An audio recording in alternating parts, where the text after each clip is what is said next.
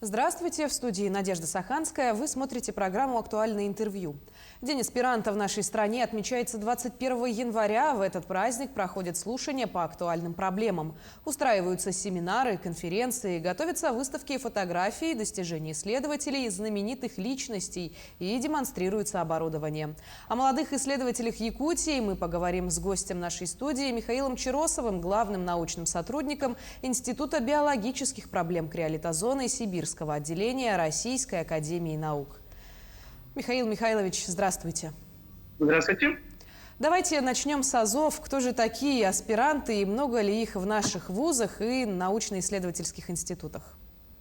Аспирант – это особый статус специалистов после окончания магистратуры или специалитета, и они принимают решение обучаться в уже поствузовском образовании и обучаться в аспирантуре.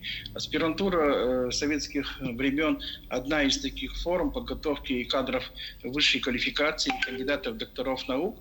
И это уже традиционная система, которая существует. Но есть еще одна форма, которая тоже известна, и она существует. Это соискательство ученых степеней. Это кандидаты наук, которые тоже могут проходить в вузах и в научных учреждениях. Скажите, какие же задачи входят в круг интересов начинающих ученых?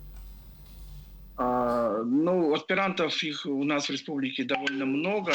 Направлений они охватывают все, потому что очень важно заниматься воспроизводством научных школ, потому что время идет, ученые, доктора, кандидаты наук тоже стареют, необходимо обновление.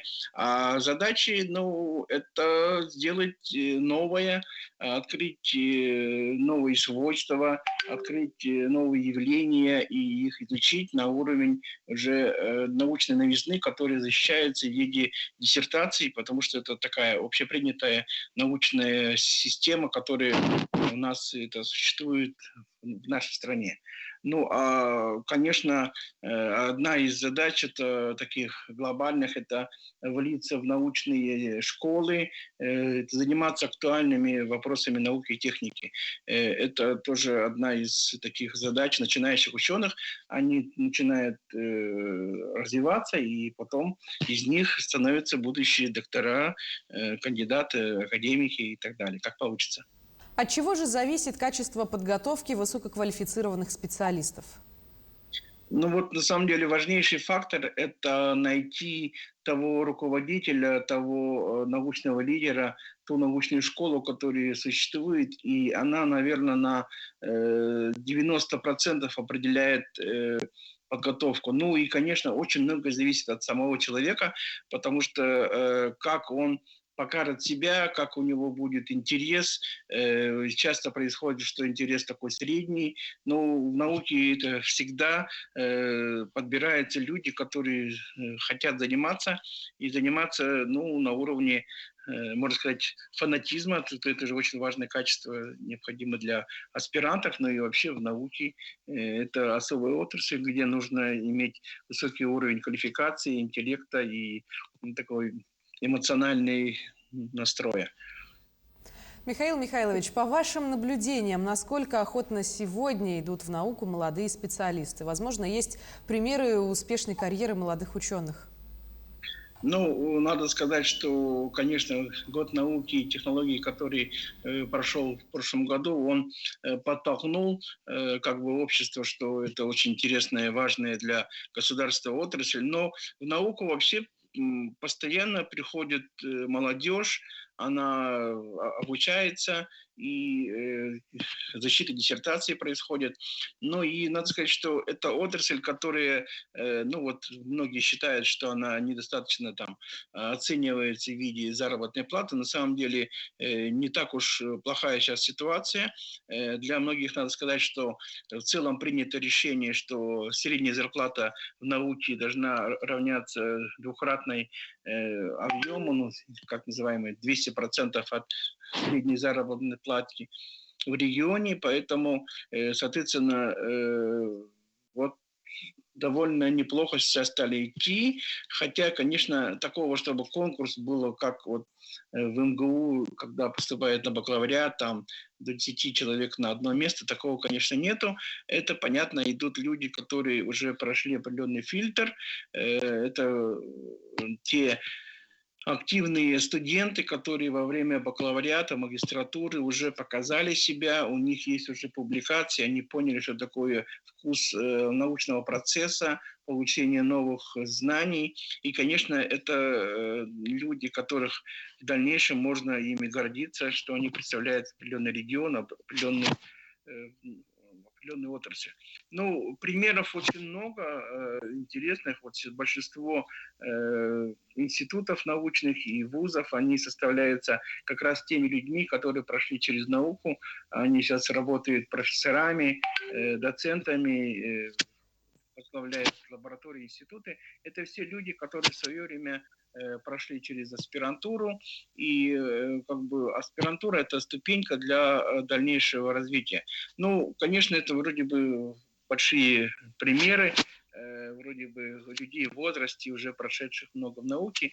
Есть более такие, более молодые примеры. Вот тут у нас, надо сказать, что и Северо-Восточный федеральный университет, есть такие отличные примеры, где люди уже имеют публикации на уровне так называемых научных журналов О1, и в Федеральном университетском центре, Якутском научном центре СОРАН тоже есть такие люди, которые имеют монографии, публикации. Например, я мог бы назвать вот таких ярких из Северо-Восточного федерального университета Малышева Нина Васильевна, из Института мезотоведения Христофоров Иван, из ФИЦи Янце, Мордовской Петр. Это люди, которые уже возглавляют определенные даже структуры, департаменты, лаборатории. Ну и они успешно работают. Ваня Христофоров, например, один из тех, кто вошел в финал такого интересного конкурса «Лидер России». Мы вообще-то думали всегда, что это больше для управленцев, для чиновников, оказывается, и научное направление, и наши там тоже неплохо входят. В целом у нас в республике и поддержка неплохая, у нас есть государственные стипендии Республики Саха-Якутия, гранты, есть поддержка за защиты кандидатских диссертаций и докторских диссертациями молодыми учеными, просто учеными докторские диссертации.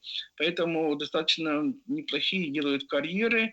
У многих есть уже докторантуры за пределами нашей республики, в частности, тут же Иван Христофоров в Московском университете докторантуру проходит. Ну, у нас есть докторантура и у нас на территории республики, в Северо-Восточном федеральном университете. Там вообще больше 200 аспирантов и 4 докторантуры. Так что примеров достаточно много. Я думаю, что и программа «Шаг в будущее», которая была создана, по сути, академической наукой и поддержана в дальнейшем Якутским университетом, ныне это больше бренд даже Северо-Восточного федерального университета. Я в этой программе достаточно давно, 25 лет, и весь наш совет, он способствовал тому, что у нас на самом деле в Якутии все отмечают достаточно такой большой процент научной молодежи. И сейчас даже есть, и до этого в 90-е годы, которые считаются очень трудными, и там тоже был достаточно неплохой процент, выше, чем в среднем в других регионах нашей страны. То есть таких примеров очень много.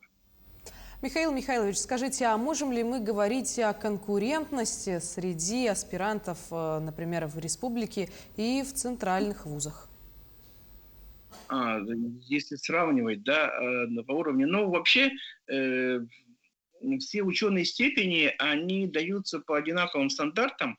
И если наши аспиранты защищаются, значит, не соответствуют тем стандартам, которые есть в нашей России. Конкурентность это чаще всего возникает, когда идет определенные конкурсы на гранты, на то, чтобы представлять, как бы привлекать финансирование.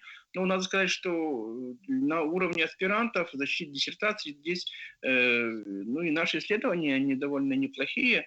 Не вся же наука в центральных местах проводится. Между прочим, очень многие центральные институты и вузы, они заинтересованы работой с именно региональной наукой, потому что, по сути, материалы, особенно в ряде направлений, они не в центре, не в Москве и в Подмосковье, а находятся, наоборот, в периферии, на регионах. В частности, интересы к Арктике, довольно много международных контактов есть, и интерес к изучению нашей природы, нашей культуры, фольклора, этнографии, он довольно высокий. То есть не вся наука делается в центре, она делается и в достаточно неплохой перспективе. Мы вообще считаем, что наш край достаточно интересен для науки. Очень многие коллеги приезжают из-за рубежа. Здесь у нас есть сеть станций такого экологического мониторинга.